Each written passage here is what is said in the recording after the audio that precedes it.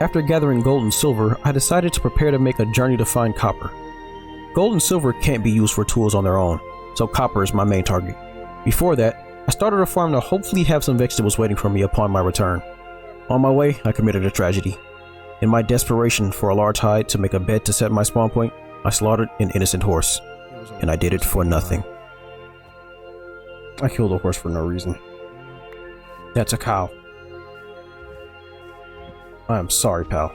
During my search, I was able to find a cow, and this would give me the large hide that I needed to make the bed and set my spawn point, to ensure that if I ever die, I won't end up lost randomly in the wilderness. Now I return to base to set up my uncomfortable bed, empty my inventory, and prepare for another trip. A small note to make: food in this mod expires, so you have to gather food in batches to ensure you don't waste anything. After having the security of my spawn guaranteed, I decided to take to the night to get some XP, but as it turns out, the nights are empty. I spent the first 2 weeks cowering in fear for no reason, which let me know that I wasted a decent amount of time. Maybe I was cowering in fear for no reason. I decided to continue my search for copper, and on the way, I found my first hostile mob, a simple little zombie, who I easily dispatched. And after getting the murder out of my system, I kept on journeying. While searching, I found a hematite ore deposit, and though I didn't know it at the time, this will be crucial for me later on. But for now, it's unusable due to hematite being iron, which is currently far from our grasp.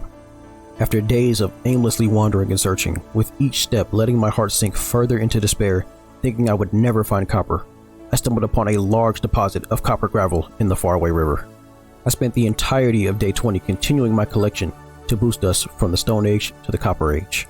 At the start of day 21, I decided that I should have enough to last me a decent amount of time, so after taking a few gravel pieces back with me, I decided to make the multi-day journey back to base to get myself some real tools.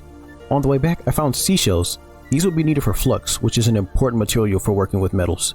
The best place to find these shells is on any saltwater beach, and after this quick detour, I kept making my way back. I made it back to base at the night of day 21. After checking on my farm and realizing that plants in this mod grow extremely slowly, I went to smelt my metal and start making real progress. I decided that since I'm the smartest caveman ever to live due to my guidebook, I'd enter both the Copper and Bronze Ages at the same time. By placing the metal in my vessels that I created earlier, I can smelt the nuggets until they're molten, which I can then pour into the tool molds that I made. In the other vessel, I actually put the metal into a specific ratio of 50% copper, 25% gold, and 25% silver to make black bronze, which is the strongest primitive alloy. And after filling the vessels and lighting them up the same way I did the original pottery, we just have to wait for the magic.